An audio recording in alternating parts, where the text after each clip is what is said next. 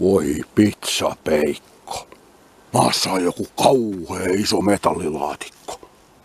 Tällä kertaa meinaan saatoin löytää sen Tillanderin jalokiviryöstösaaliin, mitä ei ole koskaan löytynyt. Täällä on jotain. Ollaan hiljaa, ettei maan matoset kuljeta niitä pois. Katsotaan, mitä ne maan matoset täällä suojelee. Jos niistä sais muutaman euron, niin sais aamulla vaikka suklaapuuroa sitten. Se on vähän lyhyt lapio mukana. Onko maa jo jäässä? Ei kauheasti. Jännäks menee taas. Tää on kyllä huono lapio. Katsotaan mitä sieltä. Onko siellä jotain arvokasta? Vai eikö oo? Eikä ne marot nyt suojele mitä sattuu. Mitään korkkia tai lasinsirua. Mikä toi on? No tuommoinen löytyy ainakin.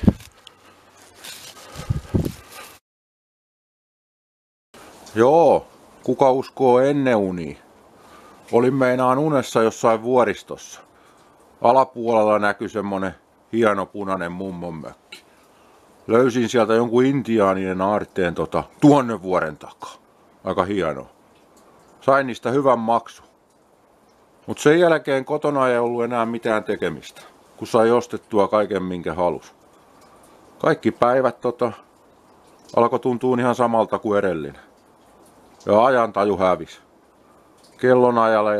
Kellonajalla ei ollut mitään väliä. Aivan sama oliko yö vai päivä. Olin muuten aika yksinäinen. Eikä huvittanut enää piippailla mättäitä, eikä kaivella kosteikkoja. Lopulta olin niin tylsistynyt, että jaoin loput rahat täällä. Julkaisin videon ja kerroin siitä. Ei tullut meinaan onni. Täytyy muistaa tää juttu, kun löytyy se jättiaarre.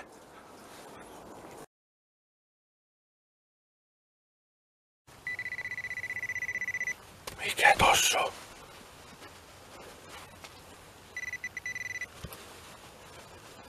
Tossa!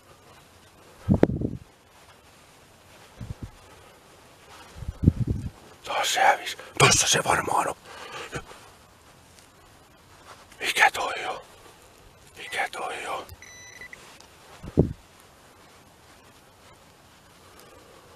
Oi kanin piadu. Se on joku tosi vanha raha tai joku. Oi huhhuh. Ei meillä ole millään kyllä näkyy. Kyllä on sika outo. En kyllä tajua yhtään mikä toi voi olla. Voi pizzapeikko. Maassa on joku kauhea iso metallilaatikko. Tällä kertaa meinaan saatoin löytää sen Tillanderin jalokiviryöstösaaliin, mitä ei ole koskaan löytynyt. Sehän tapahtui 1985 Hesassa. Se oli joku gangsterityylinen ryöstö, jota puitiin uutisissa ja meinaan kauan. Tää meinaan näyttää oikeesti niin semmoiselta joltain koruliikkeen laatikolta, jossa voisi olla koruja. On meinaan iso ja painava. Huhhuh. Voi matoarmeijan kuoro. Millä tää saadaan auki, kun ei ole työkaluja? Onko helpompi kantaa 3 kilometriä mettässä tää autolle vai hakee autosta työkaluja tänne? Siinäpä kysymys. On muuten erikoinen talvi. Sai kaivaa 0,5 metriä maata eikä ollut jäästä tietoakaan. Nyt ei kannata liikaa jännittää, ettei tuu housuun.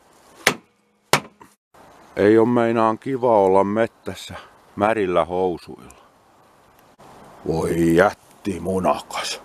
Tää on täynnä rahaa. Huhhuh.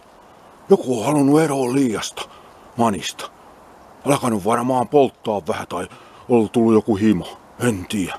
Sitten ne on meinaan Tai sitten joku on säästänyt uuteen taloon, mutta ei olekaan halunnut ostaa, kun on jo tottunut vanhan talon lemuun. Tai sitten vaan piilottanut vaimoltaan, ettei se tuhlaa kaikkea. Ei muuten haittaa, vaikka nämä on sottusia, koska pankkihan vaihtaa nämä sileiksi. Pidän meinaan kaikille tämän videon katsojille juhlat sitten, kun pankki on laittanut tilille mulle vähän rahaa. Mut mitenkäs tää menee, jos tää on ryöstösaalis? Ottaako valtio ne pois? Mut hei, saan ainakin 20% siitä niin löytöpalkkio. Sekin on iso summa. Huhhuh. Jes. Joo, tapahtui aika yllättävä käänne tämän löydön suhteen. Kerron siitä sitten seuraavalla filmillä. Eli nyt voisi sanoa, että jatkuu.